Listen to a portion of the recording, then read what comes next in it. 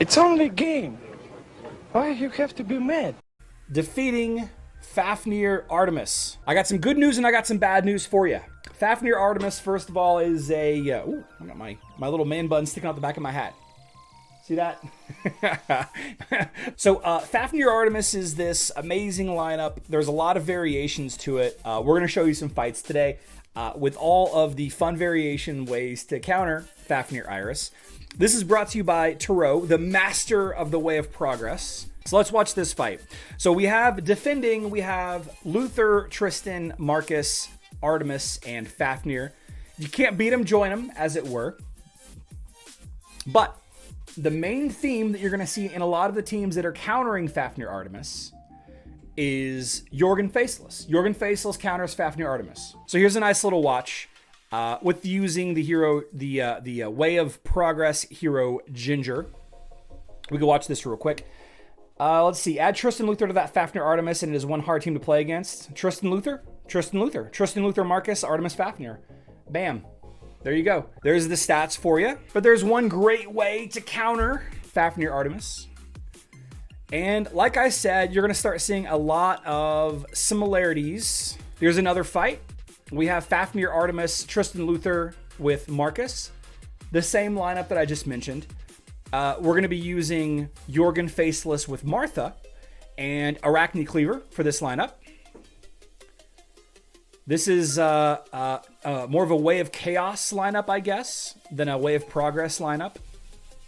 But here's another fantastic way to counter Fafnir Artemis.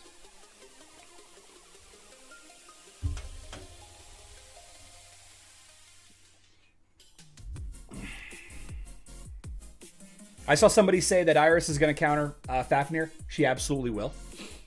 She absolutely will.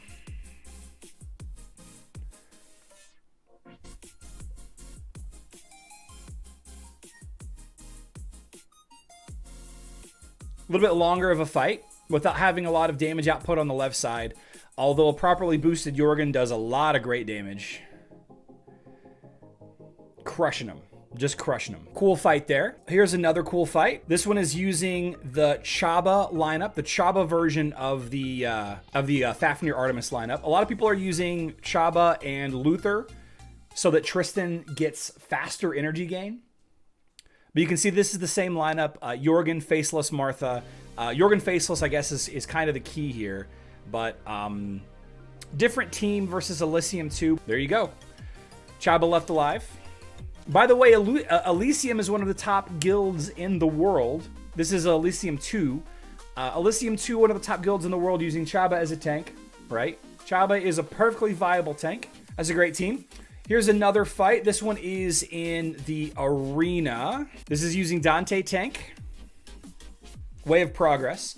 This is a little different way. This is a more aggressive lineup, but you can see that it's going to work just fine.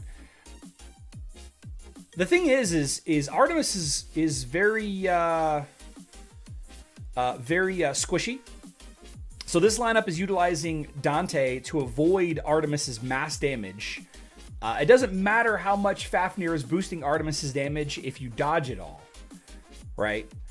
You could probably say that this fight would have gone differently had the entire lineup not dodged the entirety of Artemis's ult there. But let's watch this fight again. Dodge, by the way, incredible mechanic on both versions of the game. Much more powerful on Facebook and the web. But Dante, just such an amazing hero on all versions of the game. Just on all versions. Look at it. Did you see all those dodges right there? Bleh. Bleh. Can't hit you. You can't hit you. Amazing. Yeah, a lot of damage from Ginger there.